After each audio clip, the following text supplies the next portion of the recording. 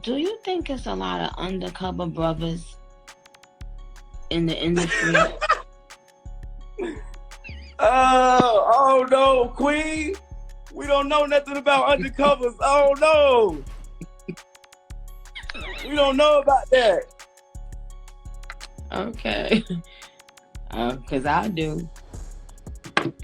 What were your thoughts when 50 Cent blamed the second season ratings dip on gay stuff?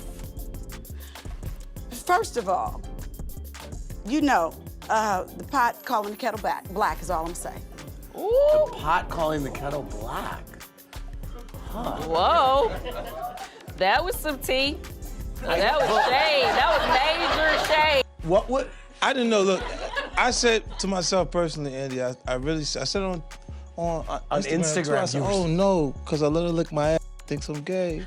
Folks, Meek Mill just dropped a bombshell exposing what Soulja Boy allegedly did for 50 Cent. And trust me, it's nothing you'd expect from a mentor-protege relationship. He claims 50 wasn't just giving Soulja studio time, he was getting something way more personal behind those closed doors. According to Meek, Soulja wasn't just chasing clout, he was playing a whole different role in 50's life, and the industry kept quiet until now. Now, it ain't news that 50 Cent and Soulja rolled real hard back in the day. They both teamed up on tracks like Mean Mug, featured on Soulja's third studio album, The DeAndre Way. Soulja Boy even referred to 50 Cent as a mentor figure. Was there any artist that inspired you early on to become a rapper and try this whole music career?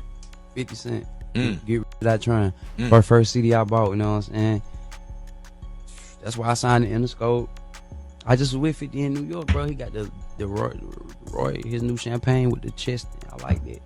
Power, I like that, respect them. 50. But now, Meek Mill is saying they had more than just studio time, and 50 Cent was allegedly clapping Soulja's cheeks real hard. When it comes to Soulja being DL, there have been whispers for years that he's been passed around in the industry, but the last dude folks expected to be getting down with him was 50. That's because this is the same man who's been the loudest anti-gay black celeb in Hollywood, always in someone else's business, calling out what folks do in their bedrooms, exposing DL rappers left and right. He even clocked a Diddy years ago, accusing him of trying to make him his boy toy, way before anybody even knew Diddy was a booty lover. And when Diddy got hit with that indictment and those RICO charges, man, 50 was the loudest in the room, clowning him, dropping memes, AI skirts, even putting out a Netflix-style docuseries trailer called Diddy Do It? Dude basically built a mini career off trolling Diddy's downfall. You have something huge coming up, which is a documentary about P. Diddy, Puff Daddy, P. Diddy. Yeah. Did he do it, right? Yeah.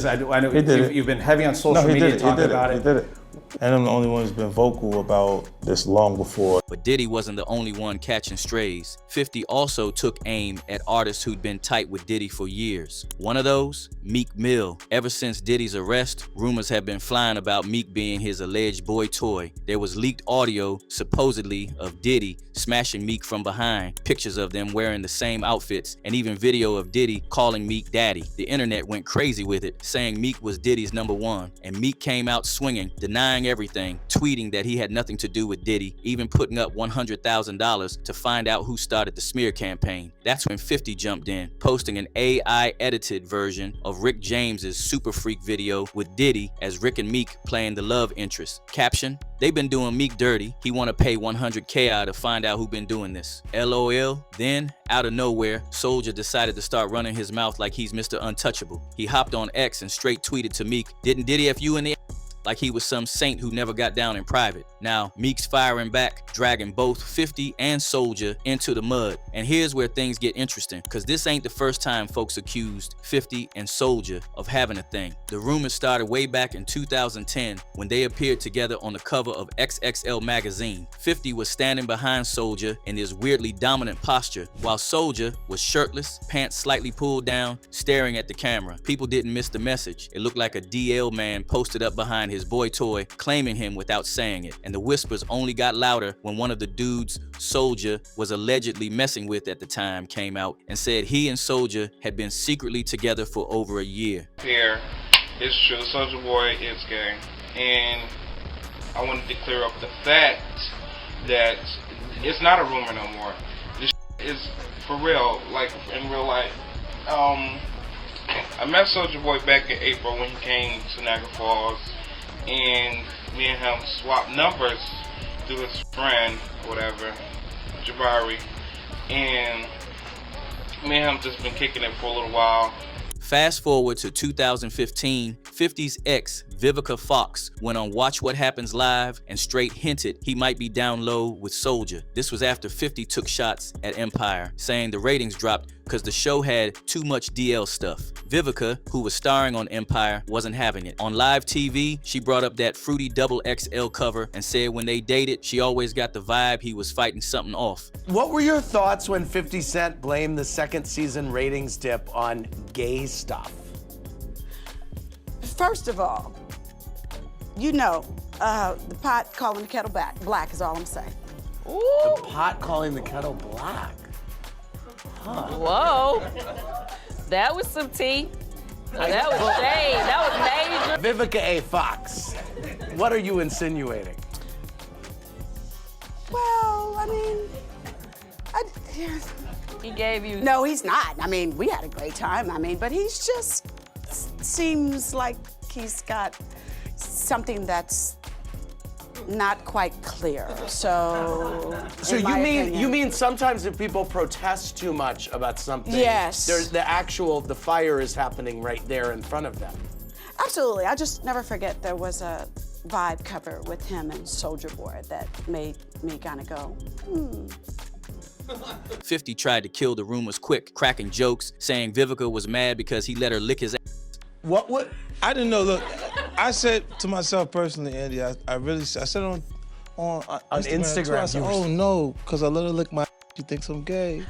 But Soulja, dude stayed quiet. No denial, no clapback. And that silence only made folks more suspicious. People started side-eyeing his relationship with 50, saying it was deeper than music collabs, and Soulja was more than just his mentee. Now here's where it gets wild. Jaguar Wright jumps into the mix. And if you know Jaguar, she's always holding receipts and ready to burn bridges. She straight claimed 50 and Soulja have been DL for years. According to her, the reason 50 knows so much about other DL rappers is because he was in that circle himself. She even said he's the one who introduced Soulja to that lifestyle. Jaguar didn't stop there. She claims she's personally seen an intimate video of 50 and Soulja going at it. I've the two men he's lived in sales with, who you had sex with, Curtis. No, I'm not saying allegedly. You're and you know it. Take your artists and you wrap your arm around their neck with your shirts off and stuff, you know? It looks a little punked out, don't it? And that's not all. Y'all remember that time 50 told the story about Diddy offering to take him on an all-expense-paid shopping spree? At Chris Lighty's wedding, he told me he'd take me shopping. I looked at him like, what'd you just say?